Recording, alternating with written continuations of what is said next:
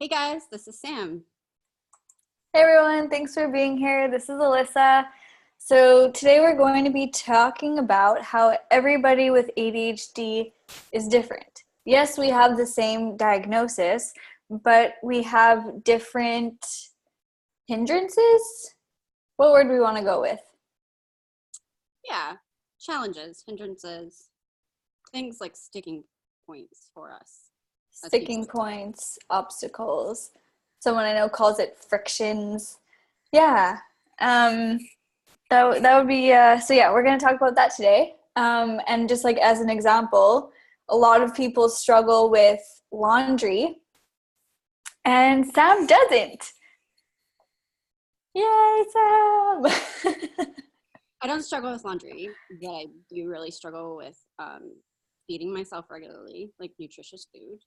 And I really struggle to text people back, as probably some of you watching this have personally experienced.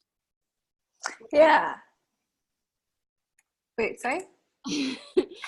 What about you? What are your like ADHD says obstacles, challenges? What are they calling them? So mine, one of them, I talked about it. I can't remember on which episode it was, but I talked about it before. I struggle with showering. Um, it just like it takes so much time, and hair takes a lot of time to dry and do, and then you got to do your makeup after, and you got to there's so many steps, there's so many executive functions involved that I kind of just go like, ugh, gotta shower. um but I was telling Sam my new best friend is dry shampoo. So I can just have like a body shower and then like dry shampoo my hair, and it looks fine and it's awesome and I feel great and I have more time, and yeah, it's super cool. So I'm gonna try that. Dry shampoo club, Alyssa. Woo! Dry shampoo club. um, but okay, I just want to say that there is one thing that I noticed about um, because like so for some reason water does this thing for me where it like washes all of the crap. It's like it washes all of the stuff off me, like all of the bad energy, all the stuff. Like I just feel so much better after I get out of the shower. And if I don't wash my hair as much, it's like all of that sits in my I can't believe I even just said that, but like it's kind of what it feels like. Well, I mean, it is kind of it. It literally is that, and putting dry shampoo in your hair is putting more stuff in your hair. It isn't actually like cleaning your hair. It is making balancing it out so that it's less oily. But then there's dry shampoo and oil and whatever else. So yeah, I know what you mean. I really struggled with showering but not washing my hair, and I still kind of do. And um, yeah, I like getting out of the shower and feeling like completely and totally clean from head to toe. But then when I am able to do that now, I value it a lot because I don't get to do it all the time. Yeah, that's a really good point. So I'm like kind of trying to train my hair to need less washing, which is kind of fun. And Training also, is kind of fun. I like that. pardon? Is that training your hair is kind of fun. I like Yeah, yeah. It's a new project. My that. hair. um, yeah. So we said that you don't struggle. You struggle with the food thing. I do too. What's your food struggles? um, Mostly my food struggle is grocery shopping. I have always struggled with grocery shopping, and um, I've somewhat recently realized that a lot of that is just due to overstimulation. Um, Especially having moved back to the US, and I'm in an area where basically all of the grocery stores are enormous. I walk in and I'm instantly overstimulated because the ceilings are so high. I can't see the end of the store at all. Um, every store is organized differently. There's like tons of different signs up that say like sale 2 for 1, blah blah blah, and then I have to like figure out what they're talking about. And so it's not only like paying attention to what's on my grocery list, but it's trying to find it in the store. And I can't seem to spend less time than an hour in the grocery store, even if I'm going for 2 things. And so that's a major roadblock for me with eating, because I'm aware that I've struggled with that. And I'm like, I don't have an hour to spare. Most of the time, I just don't. If I could go in like I used to when I lived in a country where the grocery stores were really tiny, I knew where things were, and I could go in for 10 minutes, then I would probably feed myself a lot better than I currently do. But yeah, then there's the whole, like, I tend to cook from recipes because I like to know how things are going to turn out, or that they'll turn out a certain way. But then, like, I have poor short-term memory, so I'll read the recipe and I'll go to do the thing, but then by the time I do it, I might forget it, and I certainly won't remember the next 3 steps. Yep. Yeah. So I don't know if I've shared this with you guys, but actually I want to touch on the grocery shopping first. Just as someone who is grocery shopping is not my thing, that's hard for me. But so Sam knows all these things, and I know that she knows all these things, but just for the people that don't know all of the things that make grocery shopping helpful, I'm going to share with you some tips that could help. So 1, make a list, stick to the list.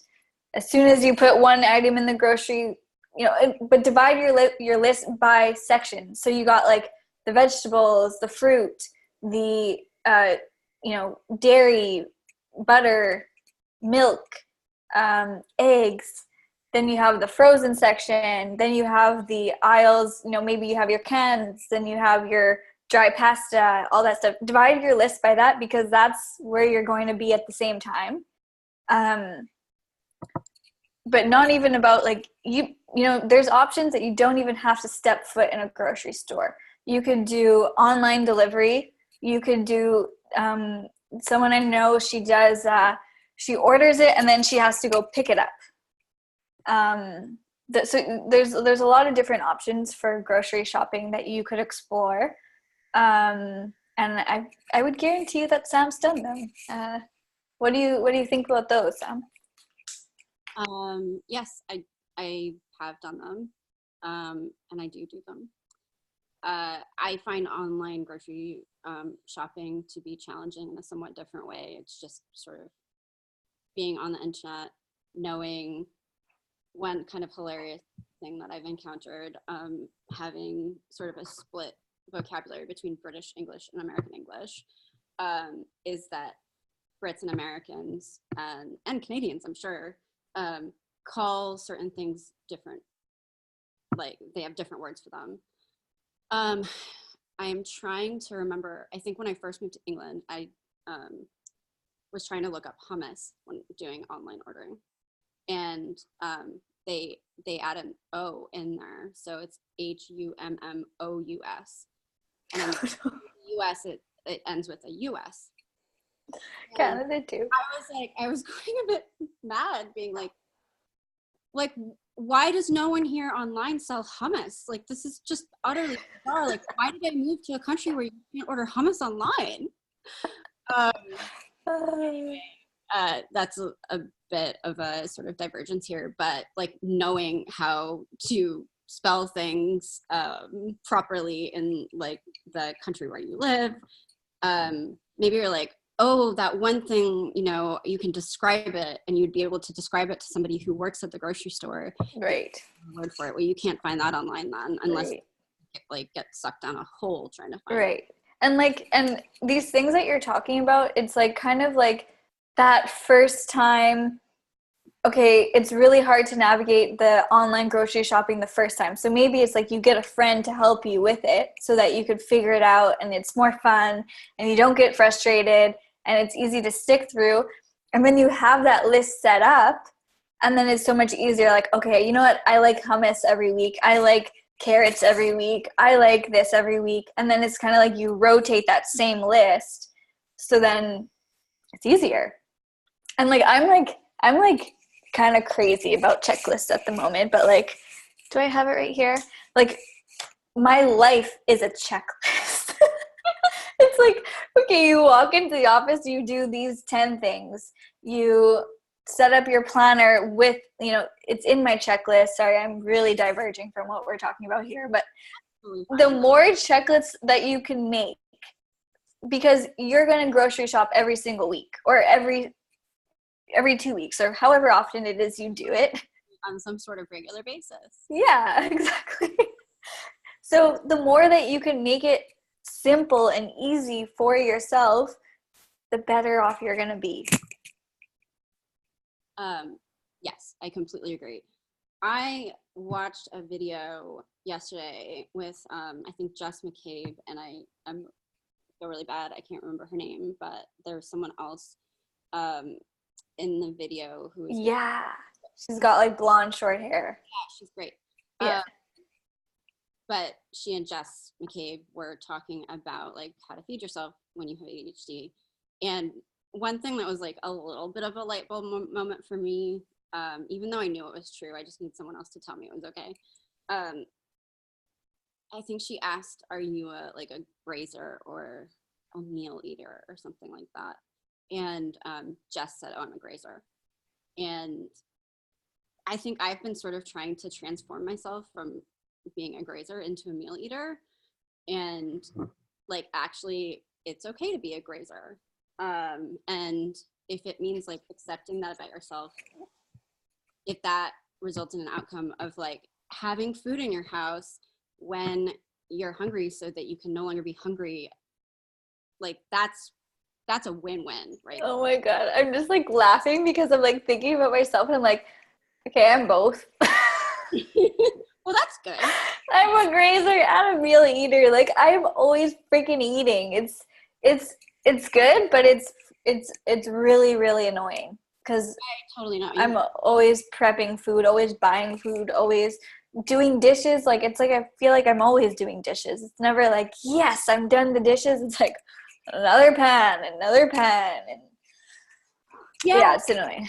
Things about food is I'm just like, but I literally just did this thing like hours ago. Why do I have to do it again? It's so boring. I ate breakfast yesterday, okay? Am I not good for the rest of the month? Yeah. Whereas like with laundry, it's like, oh, I do it once or twice a week. And you know, there's, for me at least, I don't feel like there's a ton involved in it. Whereas I know for other people, like the different steps in doing laundry is really difficult to execute. But yeah, for me, it's with food, it's like, yeah, not accepting that maybe it's okay to be a grazer, maybe it's okay to like eat the way I do. And then Yeah. in the video was decouple your cooking from like, sorry, let me start over. Decouple your sort of cooking a meal experience from sating your hunger. And that's also really obvious when I think about it, but it was a light bulb moment for me because I actually love cooking, but who likes to cook when they're really hungry? You know? Oh my god. Like, who can like execute all of these like different aspects of cooking when you're hungry? It's torture, and then it means that like it'll, you know, it takes me so much longer to. Yeah, not a good idea. And like something that you just said really sparks something for me. For laundry, for eating, for whatever it is that I'm going to do or prep for myself, the biggest shift was when I started to see, right now I'm going to, sorry, someone just walked by my office. I'm totally thrown off. The biggest shift for me is if I see, okay, I'm going to prep this whole batch of carrots right now, and I'm going to have carrots for tomorrow and the next day and the next day, and I'm going to be set. And then like doing it for the laundry, it would be like, okay, I'm doing this laundry and my clothes are going to be super nice and folded for the rest of the week. Like that feeling, like, I have no words for that feeling. That feeling is like the best. Yeah, I think I know what you mean. Like, if I think about like, oh, if I do this meal prep, I will barely have to think about like preparing my food to feed myself the rest of the week. I then feel sort of like less resentful about doing it, you know, that one time or the 2 times I do meal prep or whatever for the week. I'm like, oh, I'm not going to have to just like roll my eyes and be like, oh no, I have to think about this again. It'll just be there and I'll be like, thank you, past self. You're amazing. Yes, do it for future self. Yeah. I don't understand how the time has passed by so fast. I was going to say, how are we looking on time, Alyssa? Yeah, we are done, so.